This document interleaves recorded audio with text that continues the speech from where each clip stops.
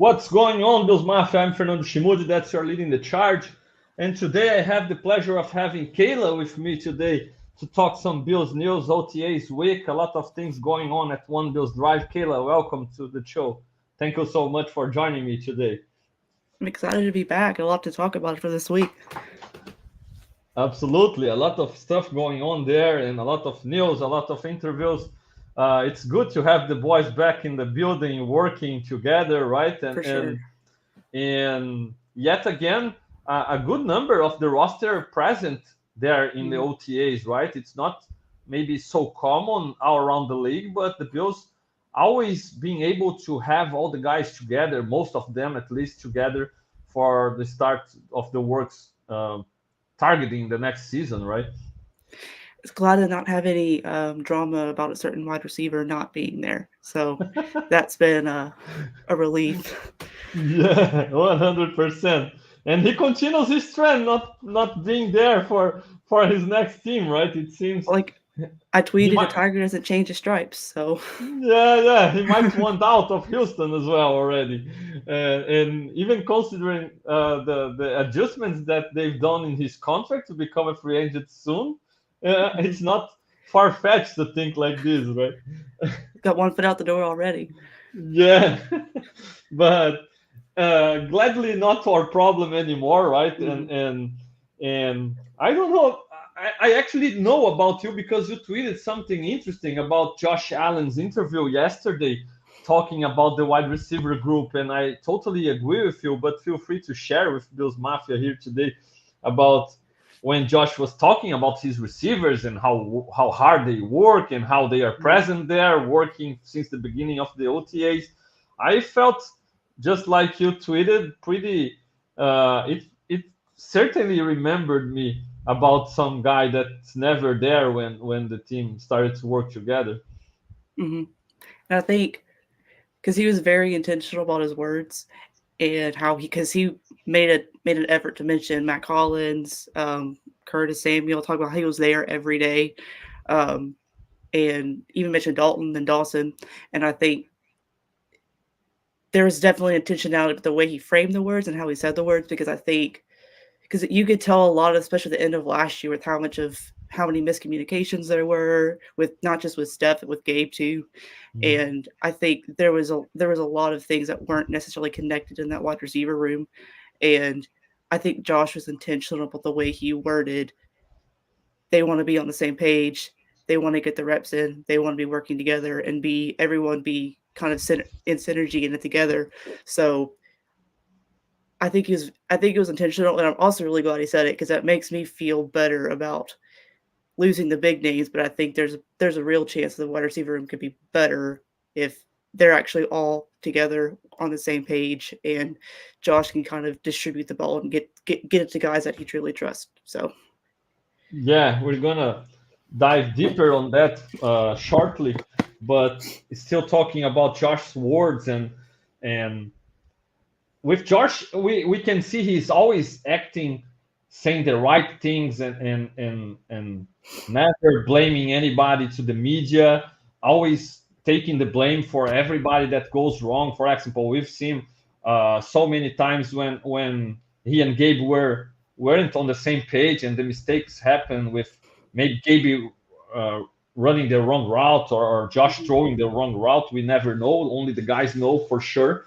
But Josh is always taking the blame all to himself, right? He's always taking it. And you are a former athlete. I am a former athlete as well, and we know how good it is when you're not one of the stars of the team to have the stars owning even the blame that they aren't supposed to own, right? Because they are Mhm. protecting their teammates. They are like, okay, I can take this pressure out of you because I won't be benched next game if I make a mistake, you know.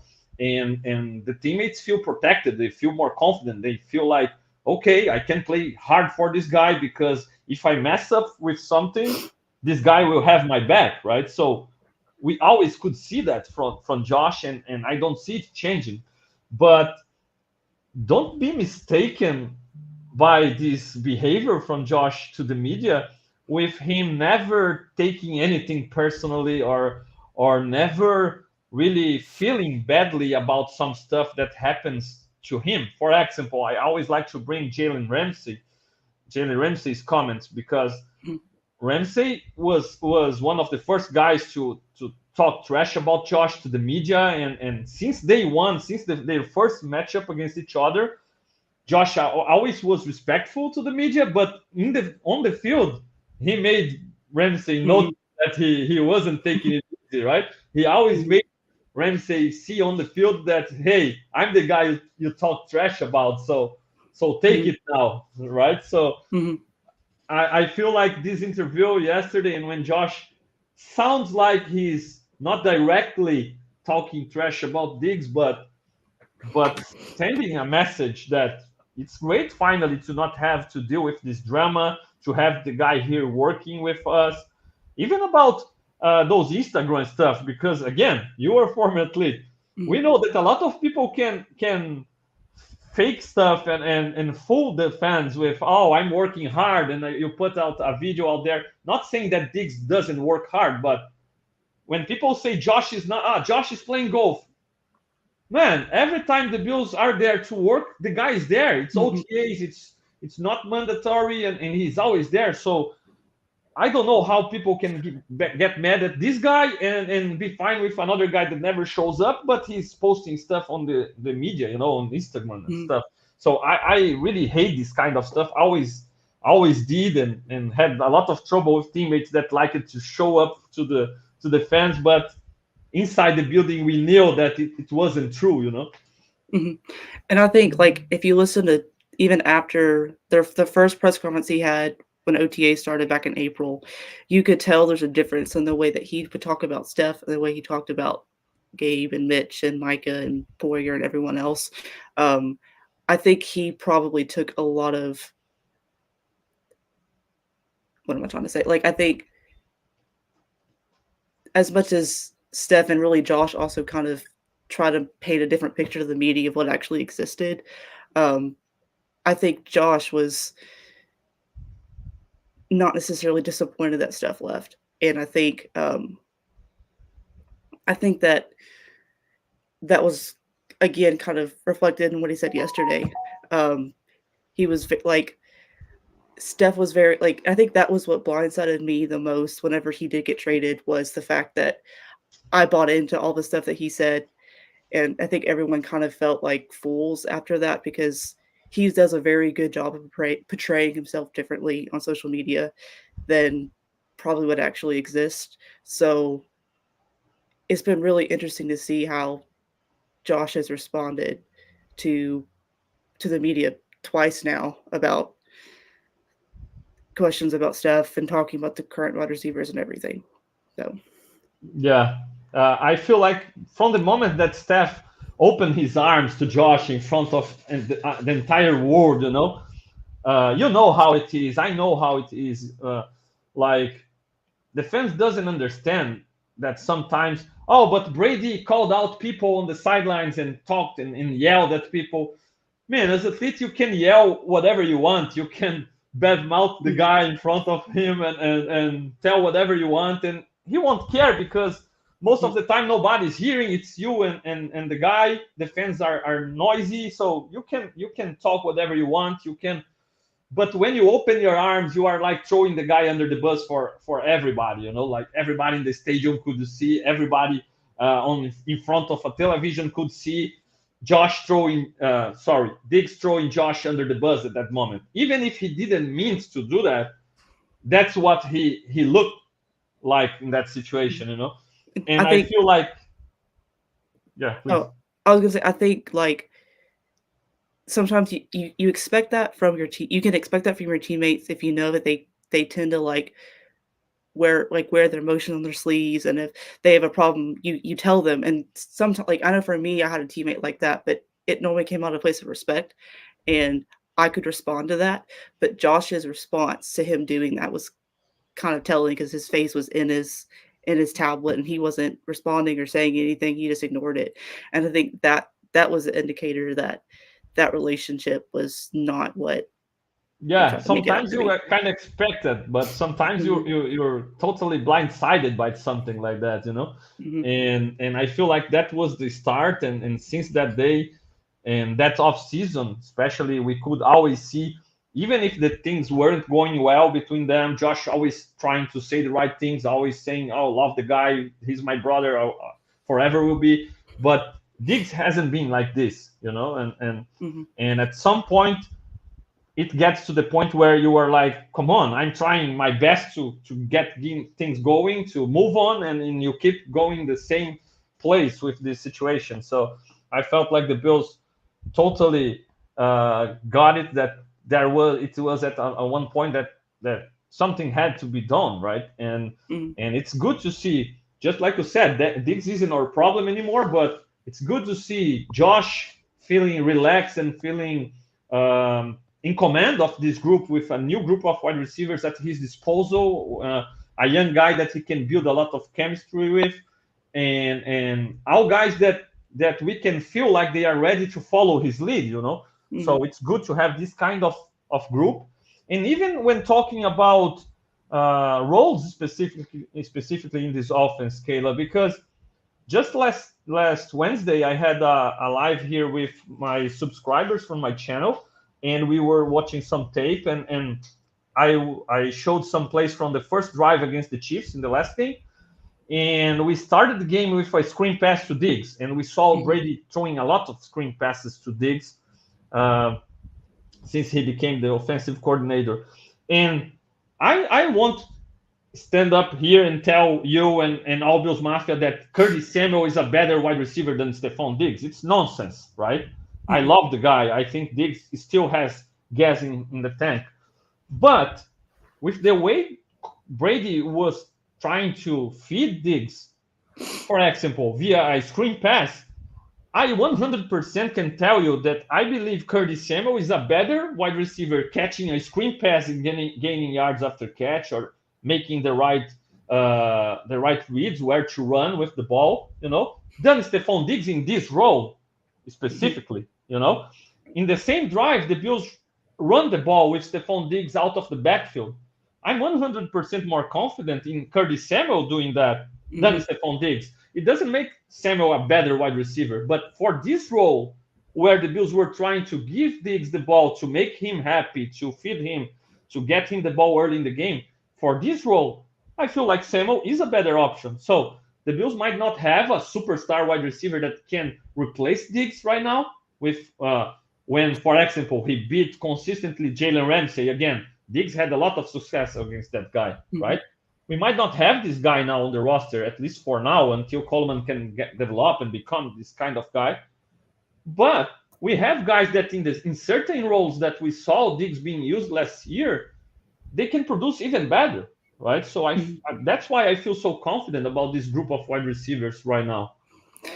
And there were several times where he would, not just in that Kansas City game, but Diggs would get a screen, and I was thinking to myself, that would make so much more sense if it was the Shakir, because Mhm. I felt like Shakir had a lot of production in the screen game, and if they can, of course, give those to Samuel mostly, but if they can give more of those to Shakir, who I thought was really good in those screenplays, even um, I think if you have Shakir and Samuel, who are really, I saw a stat that Shakir was like third in Yak, or third or fourth in Yak in the league in terms of wide receivers. So like Mhm. you have Shakir and you have Samuel. That's two really good wide receivers in the screen game. So I think they're way more suited now than they have been really in the Josh Allen era to actually legitimately have a screen game that's effective. Yeah, and in this situation, you don't want, if you're throwing the ball to Samuel or to Shakir, you won't want Diggs blocking, right? You would Oh want yeah, a bigger guy yeah. blocking for them. So you have the tight ends, you have Mac Hollins, you have Coleman that can do that, Mm-hmm. even MVS. So I feel like this part of the passing game, obviously, it isn't all. Obviously, just like I said, when you had your best wide receiver 1-on-1 against the opponent's best cornerback, the Bills doesn't have a guy in the level of Stephon Diggs to beat this guy right now, at least. Not that we not established yet, for example. But in the same game against the Chiefs, we saw another play that Brady isolated two wide receivers on the right, two wide receivers on the left, and moved Diggs inside against a linebacker, one-on-one, to get open and gain yards after catch. Awesome, but I expect Samuel, I expect Shakir to be able to beat a linebacker one-on-one as well in the middle of the field and gain even more yards after catch than Diggs, you know? So Mhm. what I'd like to point out is maybe we don't have that guy that can get open no matter what. And to be honest, I haven't seen it from Diggs recently, right? Mhm. But we have guys that, okay, I need a jump ball now. And Josh said it in the interview. Coleman is a guy that can jump, a guy that can catch those back shoulder passes, right? And he doesn't even need to be so pinpoint accurately thrown. You can throw it high and behind him, and just like paraphrasing what Coleman said in an interview, I know what I'm doing. My quarterback knows what we're doing, right? The corner doesn't know, so we have an advantage. How they're going to stop that? Coleman himself said that in one of his interviews Mhm. after being drafted. So I'm pretty confident that Josh has a full menu now at his disposal, you know, where he can Mhm. use the right guys in the right situations, and I really believe they're going to surprise a lot of people that have been sleeping on them right now. And I think also like you have a guy in Dalton Kincaid who can be a number one, who can get open when you need him to, but also he can make contested catches. I mean, you saw him almost bossing linebackers multiple times Mhm. last year. So I think you have possibly someone in Kincaid who can be that guy in the Bills offense, but also you have Samuel and Shakir who are your separation specialists. And I thought it was interesting that Josh said that they wanted a guy like Keon Coleman, which when he said that, like I've vocally not been a huge fan of the pick. I've warmed up to it in the last Mhm. month or so, but I felt a lot even better after hearing Josh say that they wanted someone like Keon Coleman. They didn't want to they weren't necessarily looking for that separator. They were looking for a big receiver who could be a jump ball guy who can make the contested catches. And hearing Josh say that made me feel the Coleman pick was 100% intentional. So I think that was not, it didn't really get talked about much after people are reacting to the quote, but I thought that was a pretty significant quote to hear Josh say that. Yeah, 100%. And it's not even Stitch is commending him and saying we can't base our game on that, on the screen game, because he thinks Josh Mhm. is not good at that.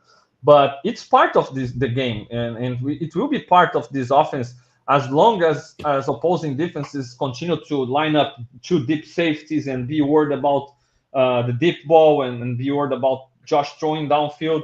As long as they continue to do that, our offense will try to run the ball against boxes, light boxes.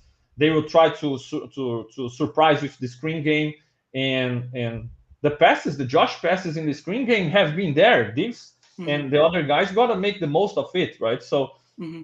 it's part of that, and other parts like jump ball. I'm totally more confident in a guy like Coleman on jump ball or a Kincaid, like just like you said, Kayla, than Diggs going for a jump ball, right? Mhm. So there are several different parts of the game that you kind of have better options now, and it's all on Josh and Brady to game plan and to prepare the right place for the right guys and try to use them the best way possible, right? And those guys have been the talk of these OTAs, at least from the part that people could watch in person, right?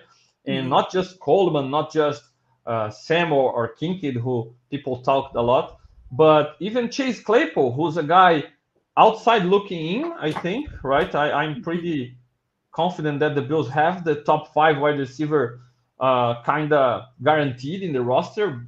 There's something really badly from them or injury or really poor play during preseason. But I believe Shakir, Samuel, MVS, Hollins, and who are in Coleman as the top guys that have their roster spots locked.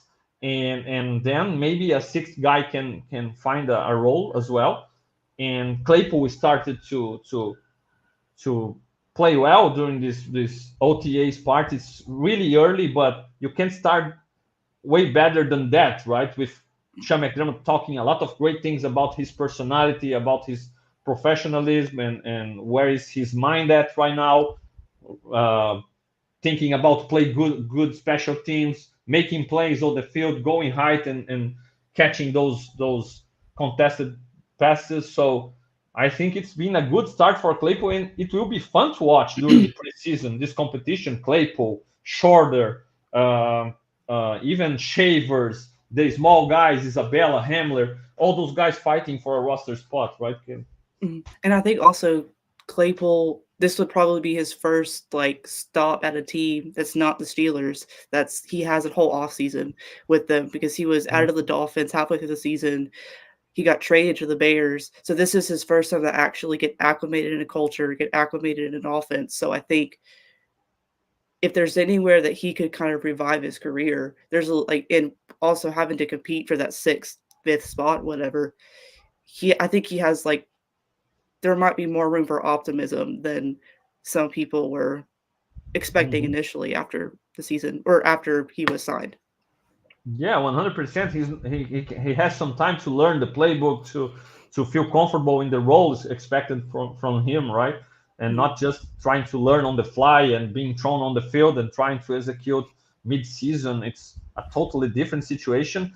And even with this situation about new guys coming in, not a top guy established right now in this group, it opens even a better opportunity for him to call Josh Allen's attention, because all he needs is really to become a guy that Josh starts to trust and look at him and say, man, I can throw the ball to this guy and he'll catch it and he will get it. So if he can do that and he'll have some opportunities to do that, the possibility that he can revive his career with the Bills is bigger than people give him credit for, right?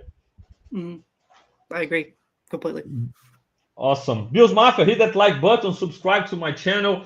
I'll be producing content here all season. I'm also back in the writing game, writing at Buffalo Rumblings again. And today, Dan Orlovsky was talking about people sleeping on the Bills. He tweeted about it, and Mina Kimes did commented as well and had another great comment just below Dan's. And I actually have a piece ready, submitted already, just waiting to be published about this. People sleeping on the Bills, and it starts with this wide receiver group that we've talked about, Kayla. But I'd like to bring another good news from this season, and for me, it was the best news of this week. Okay, about Matt Milano being on schedule, Mm-hmm. probably ready to get even some practice time as soon as the mandatory and the training camps begin. So really happy to heard about it, because so far we could see some pics of Milano arriving in the building and working at the gym, but we weren't sure about where is he at his recovery, right? And to hear that he's doing good and ready to be back as soon as possible, it's great for this Bills defense that I believe is very underrated right now by national media, who look at the names of Micah Hyde, Jordan Poyer, and big names, but that unfortunately haven't been big, uh, as big as their names, at least with their contributions on the field. Unfortunately, Father Times is still undefeated, right? So Mm-hmm. I'm really confident in this defense, and I see them being led by the pair of Milano and Bernard together in the middle of this defense, right? So great news about Milano. For sure. And I think I like that Mina also commented on Dan's post or reply and was talking about how the defense is probably going to be healthier. But not only is it going to be healthier, the way that they were playing at the end of the season, I think they upgraded in spots. So they were playing top at a top 10 level at the end of the season with all those injuries, but they're getting those injured players back. And I think they added talent who can play at the level or better than at that point in the season. So, not to mention Sean McDermott is a great defensive coach. So even if the offense isn't as like I think the bullishness comes from, yes, the big names, but also a lack of there's not any expectation for the offense to be at the level that it was last or has been in years past. But I Mhm. think the defense floor, I've said it, is a top 15 defense. And with how I think the Bills are going to play, I think they're going to run the ball a lot, and I think they're going to spread the ball around. Like, they can still be a top 10, top 5 team in the league with the talent they have on defense, with the way that their offense I think is going to run. Like, people just expect the windows closed, and they're not going to. They lost names that haven't really produced at a level that they have in years past. They think that that's the window closing, but I think people also haven't recognized the young names that stepped up last year. They don't recognize. I think they actually had a really solid draft that Mhm. filled legitimate positions of need with high upside, and they have a real shot to possibly be better than they were at the end of last season. So, and they were really good to end the year, and that was with the offense not being great passing. So they have a legitimate shot to be who they were at the end of last year, but also better, I think. So, Yeah, I totally agree, and especially people from national media, they don't know Khalil Shakir.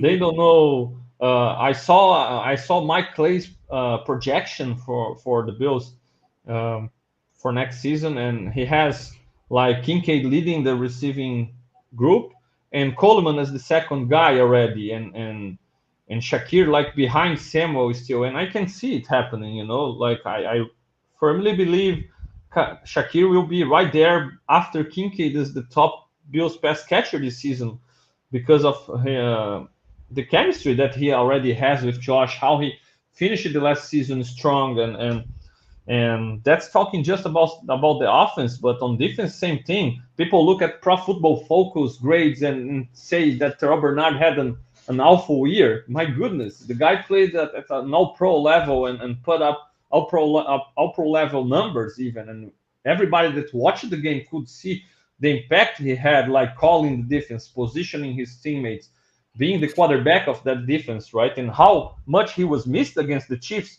I it wouldn't be a stretch to say that Bernard might was the reason that we couldn't beat the Chiefs. Maybe having Bernard in that game against the Chiefs could could be the difference for us with the way that Klein was exposed against Kelsey and things like that.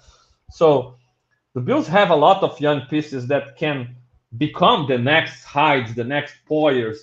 mhm, And I feel like this season with McDermott as a proven guy, especially in regular season, I get it. A lot of people have a lot of criticism for McDermott. I have my criticism for him as well during the playoffs against Andy Reid and in some of those painful losses. But as when we talk about regular season, having a top defense in regular season, having the team prepared there to win games, to compete every single week, I feel like he will have those guys ready to fight, ready to play, and with the roster turnover and new guys arriving, those guys are ready to listen for Sean McDermott for the first time and buy in, just like those guys that left did at some point in the past, and I feel like he's being a proven coach in the league. He's being a proven winner in regular season, and I can't really see this team imploding the way some people in national media see. I feel like a lot of things had to go wrong to that to happen. Like the picks being busts, the free agents signings not working, and they sign a lot of people. So even if one doesn't work, the other probably will. So they have mhm, a lot of darts to throw, and I feel confident they will be right there competing again this year. mhm. And another loss that people don't talk about enough in the playoff loss against the Chiefs was Christian Benford. Like, they Mhm. had Rasul Douglas out there, but he was definitely not 100%. And then they had Dane Mhm. Jackson. So, and I think they had wide receivers have a lot more success against them than they really did anytime else in the playoffs because they had not adequate corner play like they had with how good Benford was last year. So having Benford back healthy, having Russell Douglas even back healthy, people are sleeping how good that cornerback duo was last year, and I think is going to be again this year. So that's a little bit something I thought about as you were saying that. Yes, 100%.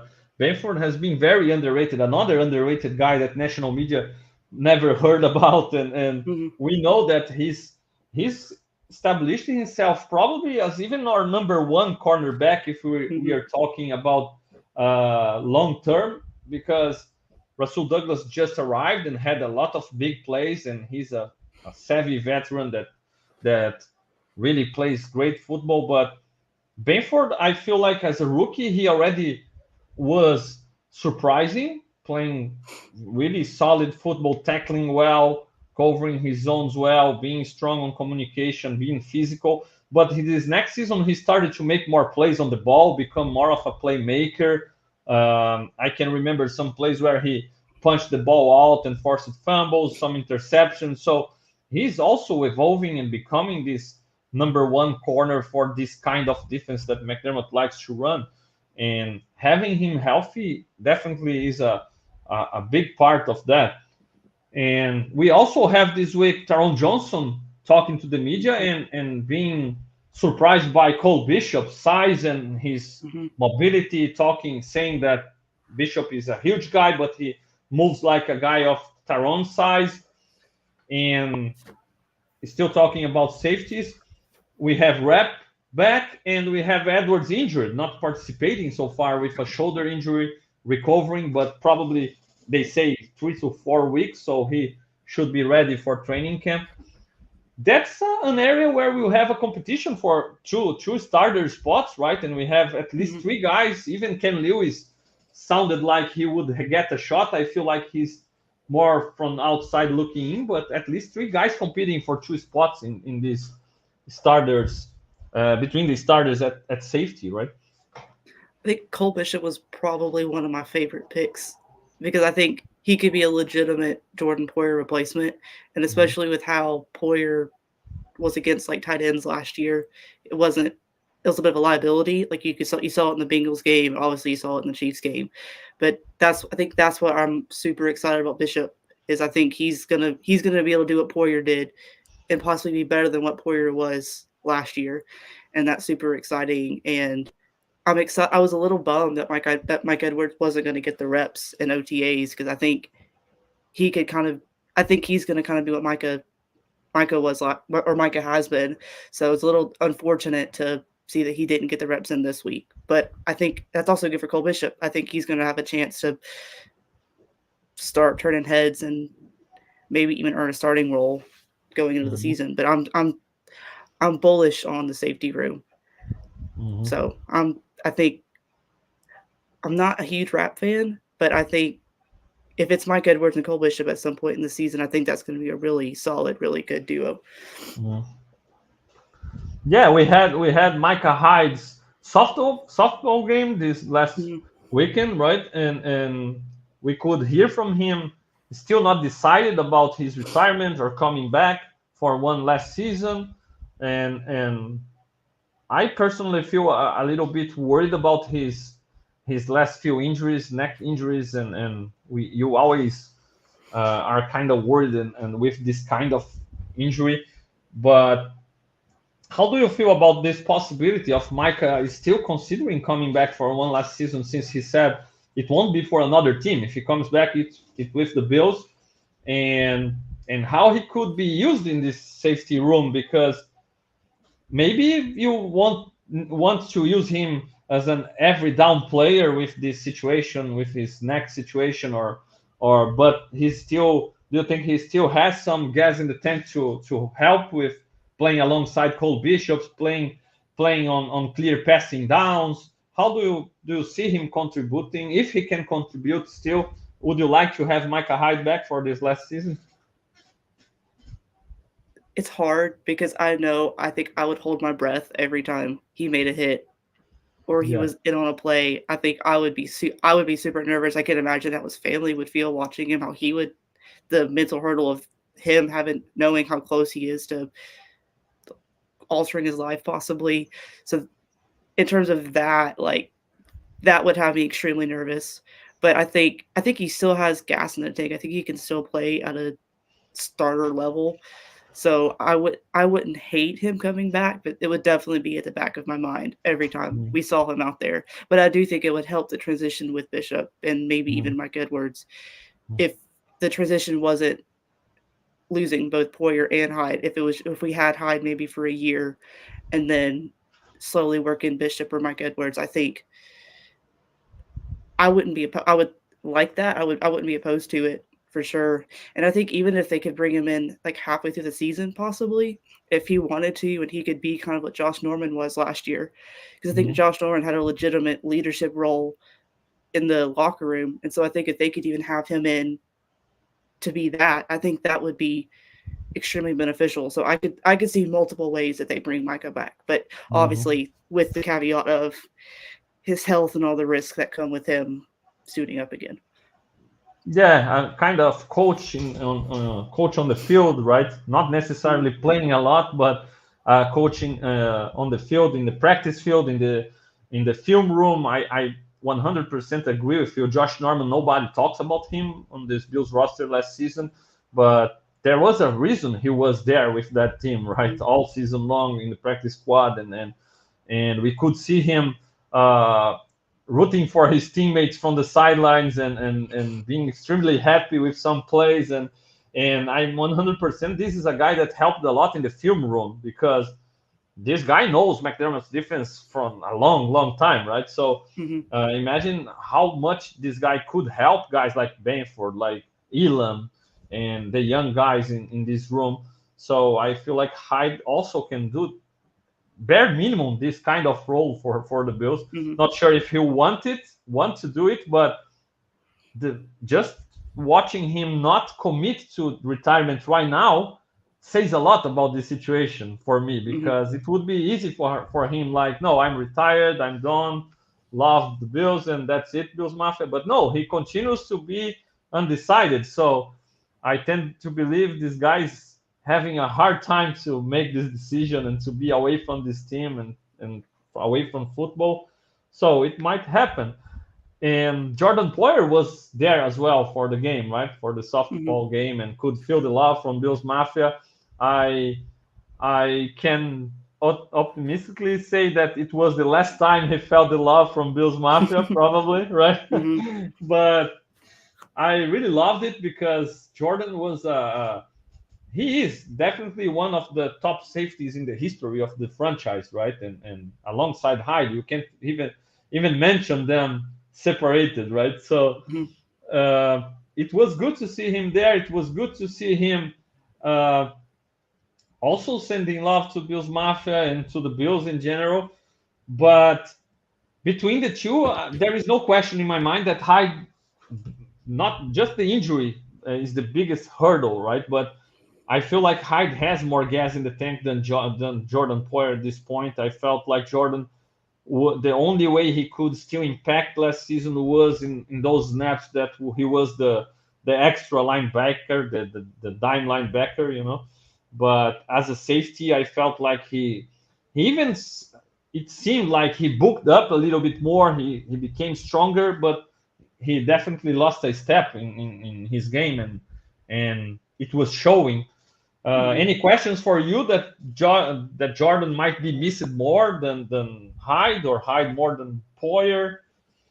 I think they did a good job of bringing in players who could replicate what Poyer did, at least in the last couple of seasons, um, like with Bishop and Rapp and even Mike Edwards, if they choose to go that way. I think they did a good job of, and also having Milano back, he's not going to be asked to do as much as he did last year. I don't think, but I think they did a good job of making the floor for replacing Poyer a lot higher than but not only raising the floor, but also I think raising the ceiling as to what Poyer's done. So I'm a lot less worried about Poyer's departure than I am not having Micah Hyde back there.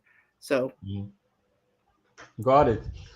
Awesome. And another guy that I have to mention this week is Spencer Brown. It became we became aware of another surgery in the off season, right? Mhm. He struggled in the other off season with back issues, and now he had a surgery on his shoulder. He isn't practicing, should be back soon. I don't envision him competing for his job or losing his job right now for now, but that's a guy entering contract year. That's a guy that has developed and is coming probably from his best season so far as a pro. But I still don't see him as a true great or good right tackle. I felt like he's a solid right tackle for now with great athletic skills, but still a lot of room for improvement. And but he's entering a contract year, right, Kayla? And we saw this last free agency how much people are paying offensive linemen nowadays, right? Even guards. So if Spencer has a great season, it's probably not gonna be easy for McDermott to resign him, to keep him long term. And if he doesn't play so well and struggles with injuries, that's been something that he's dealt all his career, he might not be worth it to try to keep him on the roster. How do you see this Spencer Brown situation and the offensive line in general? Because we drafted two guys late in the draft. And I like those picks because you are giving maybe one of your best coaches in the building solid material to work with to develop, right? And Cromer, in my opinion, one of the best coaches in the league. And speaking of offensive line, he has some new guys to work with. He has a solid veteran in Lyle Collins trying to, in my point of view, kind of coming in the Taylor Rapp role from last season. Come in, uh, get familiar with the things we do here, learn our offense, learn our way of playing, and you might become the starter next year, and even having a shot. But I feel like Edwards is one of Cromer's guy. I feel like Edwards will be the starter left guard. So, how do you see the offensive line for now? McGovern moving to center as well. For a lot of people think Van Granger can come in and become a starter, but I don't see it coming. I feel like McGovern, the McGovern move to center was something they've planned and they are looking forward to it. Some questions in this offensive line, but I feel comfortable and I feel confident with them. But still, a lot of questions there. I think if you watch a lot of the stuff that the Bills social media has posted, you can see that Josh and McGovern have started to form a real relationship, and I think Mhm. that makes that makes me feel better. Not only, I mean, about McGovern, but also kind of solidifies. I think McGovern is going to be the starting center, and I think McDermott might have said that they had started to make the transition last year, and if Morse ever went down, he was going to be the center last year. So I feel like he's pretty solidly going to be the starting center unless he gets hurt. And I think if Van Granger is going to play anywhere, I think it would be at left guard if the Edwards stuff doesn't work out. So Mhm. I mean, and with Spencer Brown, I feel like if he can stay healthy and he prices himself out of the Bills range, I don't think I would want to mess with that just because he hasn't been healthy and there's really only a 2-year sample size of him playing at a average level. So Mhm. as much as it would be uncomfortable to have a new right tackle, I do trust the development and I trust the eye of Cromer. So, but otherwise, I feel good about the offensive line. I think losing Morris might hurt initially, but I think as McGovern and Josh build that in-game chemistry and they hopefully stay healthy like they did last year, I feel really good about how the line could develop as the year goes on and we can get the same output that we had last year. Yeah, and what people always too pessimistic in my opinion, because you can always think, oh, what if McGovern doesn't work out at center? But McGovern was the guy that the Bills bet on when they brought him in, right? Because he wasn't a starter for the Cowboys. He was playing a kind of role similar to what Edwards played for us last season, coming in as a tight end, blocking tight end, in some run plays and heavy formations. He played all around for the Cowboys, like as a fullback, as a tight end, blocking tight end, and extra offensive lineman. And the Bills bet on him, brought him to become the starter, and it paid out. He had a good season last year, and now he's moving to the position that when we see the interview between in Eric Wood's podcast, he had a great talk with Eric Wood, our former center, and McGovern is really excited to become a center. He really wanted it. So what if he unlocks even extra potential there and becomes even an upgrade to Morse? Because Morse, yeah, he was a good center.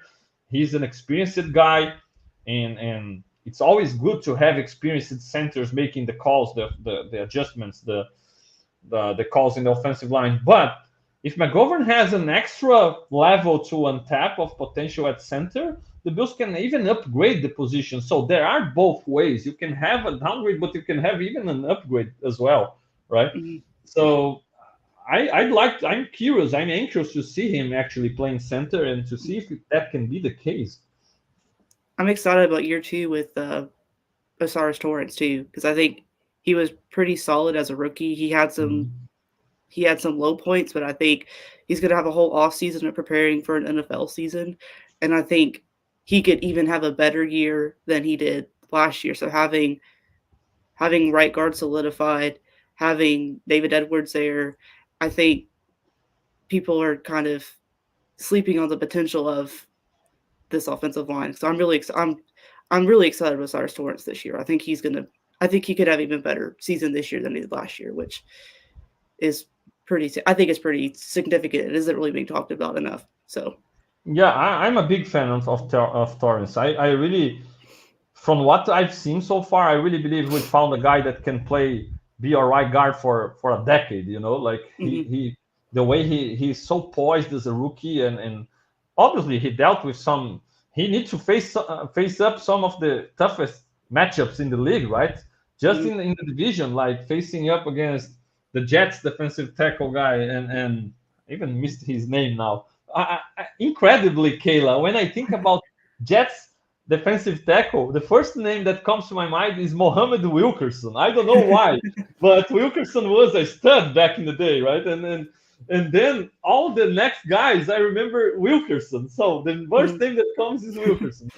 But the Jets obviously have one of the best defensive tackles in the league, and Torrance That was needs his to do first game. His first it. game was Yeah, against one of the best defensive lines in the league.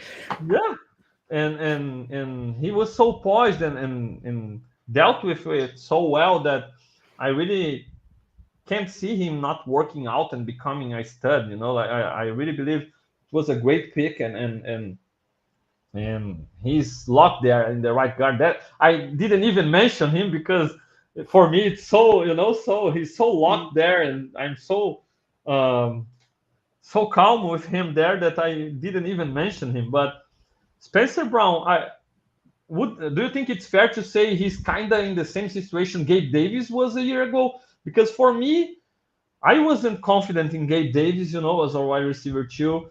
And as the season progressed, it became clear and clear for me that okay, Gabe will be a free agent, and I hope somebody pays him because I don't want the Bills to bring him back, for Mm-hmm. cheap. And with Spencer Brown, it might be the same situation this year, and the Bills have already made some moves that seems like they are starting to get prepared. Lyle Collins is a guy that might be able to revive his career in Buffalo as well. Mm-hmm. And I think I kind of wonder though if Spencer Brown, he really seems like he loves playing in Buffalo and he loves being a part of the team and part of the culture. So Hmm. he doesn't feel like a guy who could possibly chase the money. So if the Bills could bring him back for something reasonable next year, I would be all for it because I do think he has developed and he was pretty. I mean, he provided stability there last year. So I think if they could bring him back reasonable, I would love to have him back. And if he'd want to come back with a reasonable contract, I'll be down for it. So the only thing I don't want to pay him a ton of money. Just Yeah. same way with Gabe. I don't like and really the same with Tremaine Edmonds. They did not need to give Tremaine Edmonds the contract he got from the Bears. So Mhm. kind of I think he could I don't want to pay him that big money, but if they could bring him back for a decent contract, I would be 100% down for it. Yeah, I'm with you there. I actually didn't want Gabe more than I don't want Spencer Brown, you know. Hmm. And even though I was telling people, look, if they can bring Gabe back, they will. And Hmm. we could see they brought in Marcus Valdez-Scantling, and obviously they wouldn't be able to bring Gabe back in that value. But if they could bring him in a mix of this Marcus Valdez-Scantling and Mac Hollins deal, you know, like Hmm. pair that to pay Gabe, they probably would have done that. So. Hmm. Uh, and Spencer Brown adds value if you consider him one of the main actors alongside Josh Allen in the schedule release Hmm. movie, right? So that's something that you gotta have in the back of your Yeah, mind, right? and he seems like even you hear Dalton and Kay talk about him. He just seems like he's really loved in the locker room too. So Hmm. I think I think the Bills are going to want him back if they can bring him Yeah, back. for sure. I agree. Uh, awesome, Kayla. Awesome. So the Bills will be practicing. I have the dates here. They had a practice yesterday, right? They Hmm. have two more in May 28th and May 29th. Then yet again on May 31st. Then two more practice on June 3rd and 4th. And the last one of the OTAs in June 6th. And then we'll move to the mandatory mini camp in June 11th through 13th. That's the Bills' schedule so far regarding the next practices and the preparation going forward. Kayla, anything else that you'd like to point out about this week news and that we haven't talked yet? Josh thinks he can play basketball as well. I don't want to talk about it, but I saw a nice tweet about Uber Hensel. Shout out to Uber Hensel, and he said that Josh averages more points per game than Austin Rivers did in the NBA. Josh playing football averages more points per game than Austin Rivers playing basketball. So that's a stat that if I'm Austin Rivers, I'd stop talking about Josh immediately, right? The best thing was he said it completely in jest. He clearly didn't actually believe it, and he would agree with everything the ESPN commentators are probably saying. But it's the fact that it was even a talking point that's just Yeah, it's absurd because he said it completely in jest. He was laughing as he said it. So yeah. that's And just Rivers is sports pissed media off today. talking about it, right? Like Rivers legitimately is mad about it. it was crazy. it was something. Yeah, crazy, crazy stuff. Bills Mafia, hit that like button, subscribe to my channel. And for me, that's it. Kayla, I really appreciate you taking your time joining me here today. Great talk, had a blast. I hope you enjoyed them as